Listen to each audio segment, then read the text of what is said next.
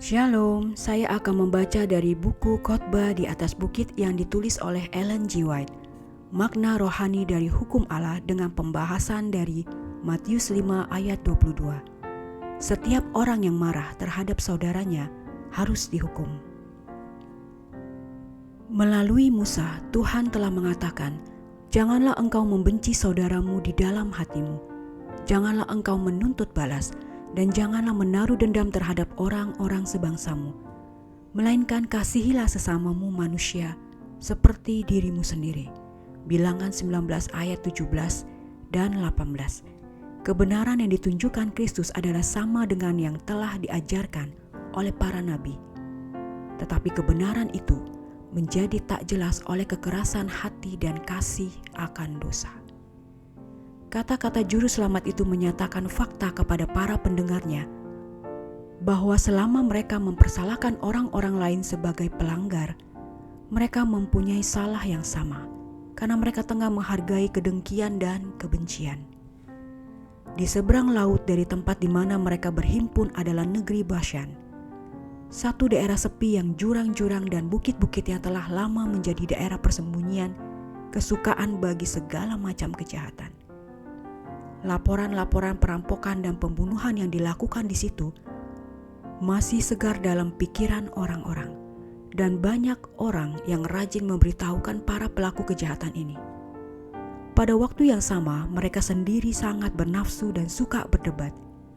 Mereka memendam kebencian yang paling getir terhadap bangsa Roma yang menindas mereka, dan merasa diri mereka bebas untuk membenci dan menghina semua bangsa lain.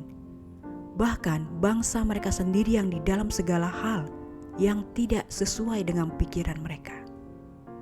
Dalam semua ini mereka melanggar hukum yang menyatakan, "Jangan membunuh."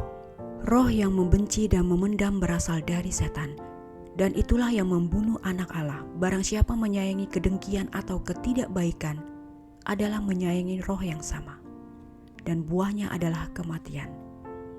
Dalam pikiran yang penuh dendam, perbuatan-perbuatan jahat terselubung, bagaikan tumbuh di dalam benih.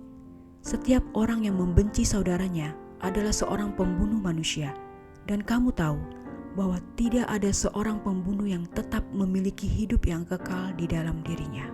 1 Yohanes 3 ayat 15.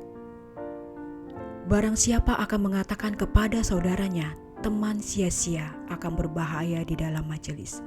Di dalam pemberian akan putranya untuk penebusan kita, Allah telah menunjukkan betapa tinggi nilai yang Dia tetapkan kepada setiap jiwa manusia, dan Dia tidak memberikan kepada manusia kebebasan untuk berbicara dengan merendahkan orang lain. Kita akan melihat kesalahan-kesalahan dan kelemahan-kelemahan di dalam diri mereka yang di sekitar kita, tetapi Allah menyatakan setiap jiwa sebagai miliknya oleh penciptaan, dan kedua miliknya sebagai yang dibeli oleh darah Kristus yang berharga itu. Semuanya diciptakan dalam gambarnya, dan walaupun orang yang paling rendah harus diperlakukan dengan hormat dan lemah lembut, Allah akan membuat kita bertanggung jawab atas satu kata saja yang kita ucapkan menghina satu orang yang untuknya Kristus mengorbankan hidupnya. Sebab siapakah yang menganggap engkau begitu penting, dan apakah yang engkau punyai yang tidak engkau terima? Dan jika engkau memang menerimanya, mengapakah engkau memegahkan diri seolah-olah engkau tidak menerimanya? Siapakah kamu sehingga kamu menghakimi hamba orang lain?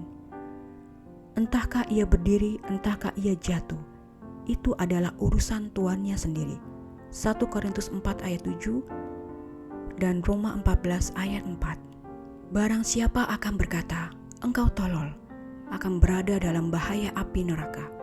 Dalam perjanjian lama kata tolol digunakan untuk menunjukkan seorang yang murtad atau orang yang telah menyerahkan dirinya kepada kejahatan. Yesus mengatakan bahwa siapa saja akan menyalahkan saudaranya sebagai orang murtad atau penghina Allah, menunjukkan bahwa dia sendiri berada dalam kesalahan yang sama. Kristus sendiri ketika bertengkar dengan setan tentang mayat Musa, tidak berani menghakimi iblis itu dengan kata-kata hujatan. Yudas 1 ayat 9. Sekiranya dia melakukan hal ini, Dia telah menempatkan dirinya di daerah setan, karena tuduhan adalah senjata si setan itu. Dalam kitab suci ia disebut pendakwa saudara-saudara kita. Wahyu 12 ayat 10. Yesus tidak akan menggunakan satupun dari senjata-senjata setan. Dia menemuinya dengan kata-kata, "Kiranya Tuhan menghardik engkau." Yudas 1 ayat 9. Teladannya adalah untuk kita. Apabila kita bertentangan dengan musuh-musuh Kristus, kita tidak boleh mengatakan apa-apa dengan roh balas dendam atau menunjukkan sikap menuduh.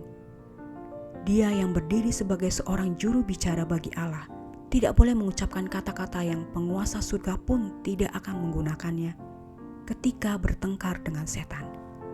Pekerjaan menghakimi dan menghukum harus kita serahkan kepada Allah.